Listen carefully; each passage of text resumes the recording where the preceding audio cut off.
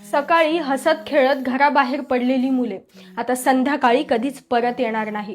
कोणी अधिकारी बनणार होतं तर कोणी कुटुंबाचा आधार बनणार होतं, पण एका शॉर्ट सर्किटच्या आगीमुळे आणि इथल्या व्यवस्थेच्या निष्काळजीपणाने 15 कुटुंबियांचे दिवे विझवले।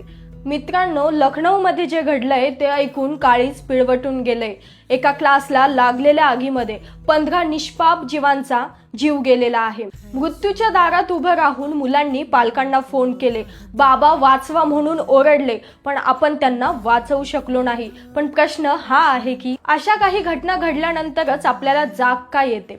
तळघरात चालणारे क्लासेस, त्यासोबतच सुरक्षेचे नियम पायदळी तुडवणारी इथली व्यवस्था, अरुंद रस्ते आणखी इथल्या देशातील किती विद्यार्थ्यांचे बळी घेणार आहे? आता तर इथल्या प्रशासनाने आणि व्यवस्थेने जागे होण्याची गरज आहे।